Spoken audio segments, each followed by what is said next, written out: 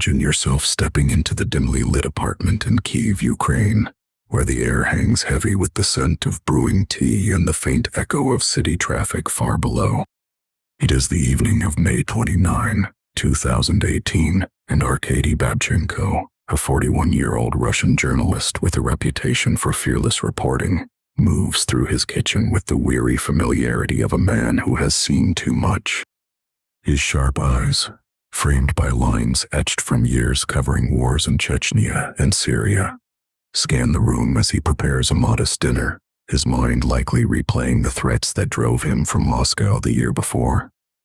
With his wife and 6 children now settled in this new life, he hopes the shadows of his past have finally receded. But on this unassuming Tuesday, as the sun dips below the horizon casting long shadows across the floor, an unseen danger closes in. Draw nearer now. Feel the cool draft slipping under the door as Arkady Babchenko's wife, Olga, turns her key in the lock around 7 that evening, her arms laden with groceries from the market down the street. She calls out his name, expecting the usual warm greeting, but only silence answers, a thick, unnatural quiet that makes her pulse quicken.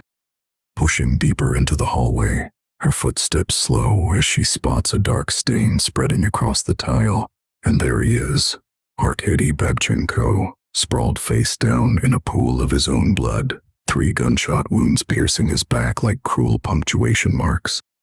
His body twitches faintly, a gurgling sound escaping his lips as if he had tried to crawl towards safety, the crimson trail smearing toward the bathroom door. Olga's scream pierces the air, her hands fumbling for her phone to call emergency services, her voice breaking as she describes the horror to the dispatcher, who urges her to stay calm while sirens wail in the distance. Neighbors gather in the doorway, their faces pale with shock, murmuring prayers and questions as paramedics burst in, their boots tracking the scene while they check for a pulse, load him onto a stretcher, and race him down the 13 floors to the waiting ambulance. Picture the chaos unfolding in the streets of Kyiv that night, the ambulance weaving through traffic with lights flashing and horns blaring, medics working frantically to stabilize him en route to the hospital. But despite their efforts, the doctors shake their heads upon arrival, pronouncing Arkady Babchenko dead from massive blood loss and organ damage, his body wheeled into the morgue under fluorescent lights that cast a cold pallor on his features. News of the murder explodes across wires and screens within hours, headlines screaming about the assassination of a prominent critic of Vladimir Putin and the Kremlin, his writings on corruption and military misadventures in Ukraine making him a marked man. Friends and colleagues reel in disbelief, posting tributes on social media that flood timelines, while Ukrainian officials like President Petro Poroshenko issue statements decrying the attack as an assault on press freedom, the Kremlin's denials ringing hollow amid accusations of state-sponsored elimination. Olga, shattered and surrounded by police for protection, recounts in a hushed interview how she found him, her words choked with grief as she describes the blood-soaked shirt and the lifeless stare, the image haunting her every waking moment. As the first light of May 30 filters through the curtains of investigative offices in Kyiv, detectives from the Security Service of Ukraine huddle over evidence in a room cluttered with coffee cups and case files, their faces grim under the hum of overhead lights.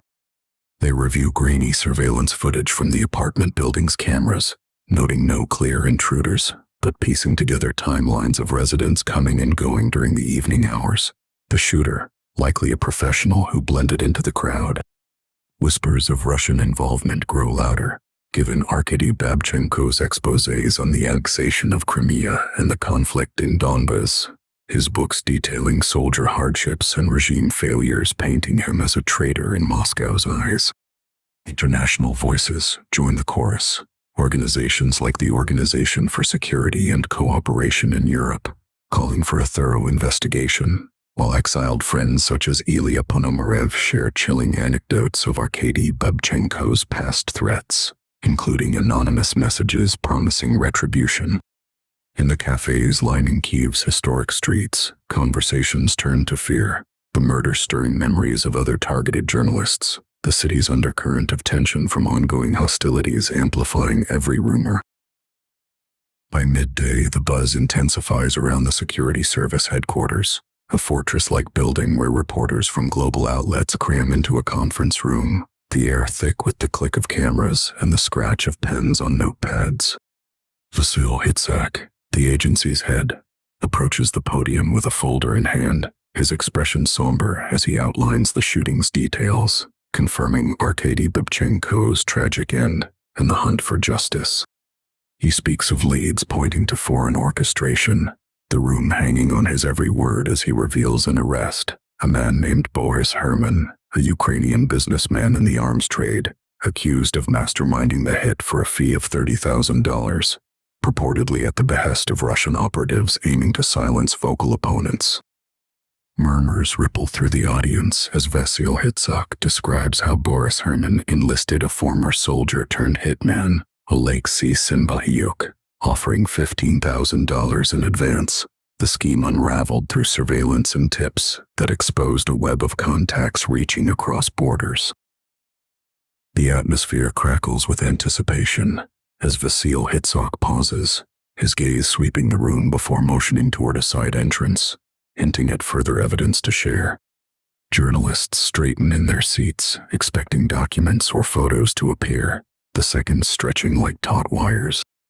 Then the door creaks open, and a man emerges into the spotlight, his stride confident, his face unmistakable. Arkady Babchenko himself, very much alive, stepping forward to address the stunned crowd with apologies to his loved ones for the necessary ruse.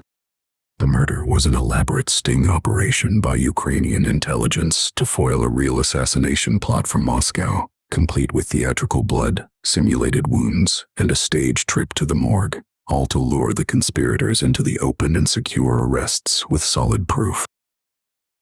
In the courtroom battles that follow, Boris Herman faces charges in a Kyiv hall, echoing with testimonies and arguments, the trial spanning the summer of 2018 under watchful eyes from around the world. Evidence mounts through recorded calls, bank transfers, and Oleksiy Symbalyuk's account of being approached and flipping to aid authorities, though Boris Herman insists he was an informant all along, playing along to unmask the true culprits. The judge convicts him of plotting murder and weapons violations, handing down a 4.5-year sentence on August 31, softened by a deal for his cooperation, but an appeals court on November 14, 2019, shifts him to house arrest over legal technicalities, allowing his release while the case lingers. Arkady Babchenko, meanwhile, seeks haven in Israel, persisting in his work despite Russian designations as a foreign agent in 2023, facing fines but pressing on. As of recent reports in 2025, the investigation stalls without prosecuting the alleged Russian masterminds, their shadows retreating into diplomatic immunity.